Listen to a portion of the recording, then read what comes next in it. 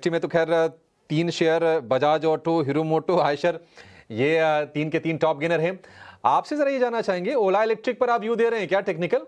आपसे लोग पूछ रहे हैं ओला के बारे में, आप क्या सलाह दे रहे हैं सर? मैं ओला की बात करूं तो फिलहाल मेरा व्यू ओला को लेके नेगेटिव साइड का ही है। नाउ नो डाउट देखने जाए तो ओला में सबसे बड़ी गड़बड़ी फिलहाल ये है कि आफ्टर सेल सर्विस ओला की बहुत ही वीक लेवल पे है। नो डाउट देखने जाए तो जिस हिसाब से लॉन्च किया था, लेकिन अकॉर्डिंगली जो सर्विस सेंटर उन लोगों को एस्टेब्लिश करने चाहिए वो नहीं हुआ, और बहुत सारे ऐसे नेगेटिव रिव्यूज हमें देखने को मिल रहे हैं ओला के स्कूटर को लेकर। तो कहीं ना कहीं आगे जाके ये इम्पैक्ट और रह सकता है। तो मैं कोई भी बॉटम बाइंग या बॉटम फिशिंग करके चलने की सलाह नहीं दूंगा। 52.94 के अराउंड स्टॉक है।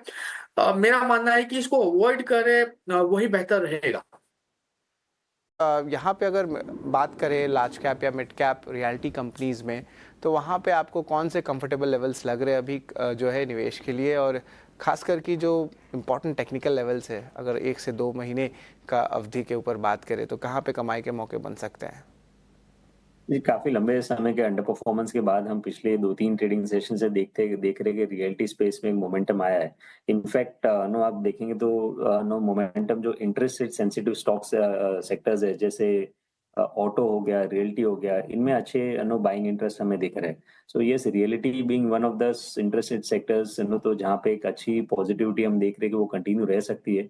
स्टॉक्स अगर इनमें से चूज करने तो एक तो डीएलएफ और दूसरा है लोडा, जो मैक्रोटेक डेवलपर्स है। ये 2 स्टॉक्स हमें लग रहा है कि रिलेटिवली स्ट्रेंथ ज्यादा आउट परफॉर्मेंस दिखाएंगे, क्योंकि जो रीसेंट करेक्शन के बाद में जो पुल बैक मूव आए हैं उनमें ये स्टॉक्स में स्ट्रेंथ ज्यादा दिखी है। सो सेक्टर पे शॉर्ट टर्म के लिए आउटलुक थोड़ा पॉजिटिव हो रहा है, बट जिसमें काफी स्टॉक स्पेसिफिक रहने की सलाह रहेगी। डीएलएफ और लोडा, ये दोनों स्टॉक्स पॉजिटिविटी कंटिन्यू रख सकते हैं।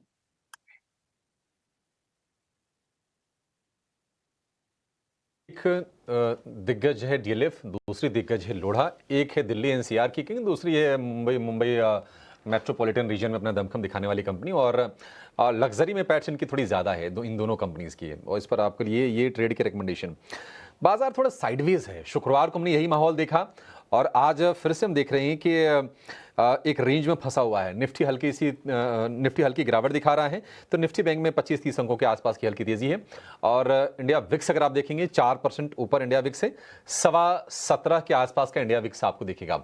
लेकिन चौतरफा तेजी बनी हुई है, हालांकि आज उतनी बड़ी तेजी नहीं है, बट फिर भी अगर आप बाजार के सेंटीमेंट को लिहाज से देखेंगे तो आपको तेजी दिखेगी। बैटरी वाले शेयर में रुचि जी आपसे अलविदा लें, लेकिन उसके पहले आप जरा व्यू दीजिए। आज हम हमारा राजा में 1% के आसपास की तेजी देख रहे हैं, एक साइड में भी आधे % के आसपास के मूव से। कोई शेयर आपको लग रहा है कि यहां से और चलेगा, ट्रेड बन रहा है आपके हिसाब से कहीं? नहीं, अभिषेक जी, आई थिंक दोनों ही स्टॉक्स एक साइड एमआर राजा बैटरीज में मैं थोड़ा फॉलोअप मूव का वेट करूंगा, क्योंकि जैसी तेजी हमने पिछले 1-2 हफ्ते में ब्रॉडर मार्केट्स में देखी है या इवन ऑटो स्पेस में देखी है, वैसी ऑटो एंसिलरीज नो जैसे बैटरी जैसी स्पेस में वैसे वॉल्यूम्स इतने स्ट्रॉन्ग नहीं बने हैं।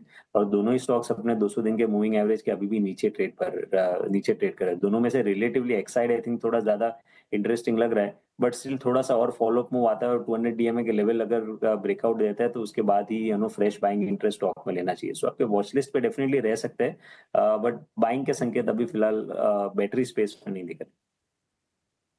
Ruchit, thanks for your valuable time. हमारे साथ जुड़ने के लिए, बाजार पर स्टॉक स्पेसिफिक आपकी राय हमारे बीच रखने के लिए। Have a nice day to you. Thank you. Kunal, coming back to you, क्या फर्टिलाइजर स्टॉक्स आज एक एंट्री अपॉर्चुनिटी दे रहे हैं? देखिए, सीजनलिटी फैक्टर को ध्यान रखेंगे यहाँ से हम, बिकॉज कुछ ही दिनों में मॉनसून दस्तक देगा। इनफैक्ट प्री मॉनसून शावर्स तो चुनिंदा जगह पर जोग्राफीज में होना शुरू भी हो चुके हैं। आरसीएफ, चंबल फर्टिलाइजर, फैक्ट, ये सारे स्टॉक्स में आज गिरावट है। इस गिरावट को कैसे प्ले आउट किया जाए? स्टॉक की बात करें, आरसीएफ है, फैक्ट है, चंबल फर्टिलाइजर है, जिस हिसाब से स्टॉक में मोमेंटम देखने को मिल रही है, मैं कहूंगा कि इसको अवॉइड करें तो सही रहेगा, क्योंकि फैक्ट है और आरसीएफ है। दूसरे स्टॉक की बात करें तो कहीं ना कहीं रेंज बाउंड मोमेंटम में है, कोई पर्टिकुलर डायरेक्शन फिलहाल देखने को नहीं मिल रहा है। और सामने अगर मैं चंबल की बात करूं तो पिछले लगातार 3-4 दिनों से ये स्टॉक एक डाउनवर्ड ट्रेंड लाइन में ही है, तो फर्दर गिरावट भी देखने को मिल सकती है। तो जब तक कोई क्लियर डायरेक्शन मिलता नहीं है, इन स्टॉक को अवॉइड करके ही चलना बेहतर होगा। बिल्कुल।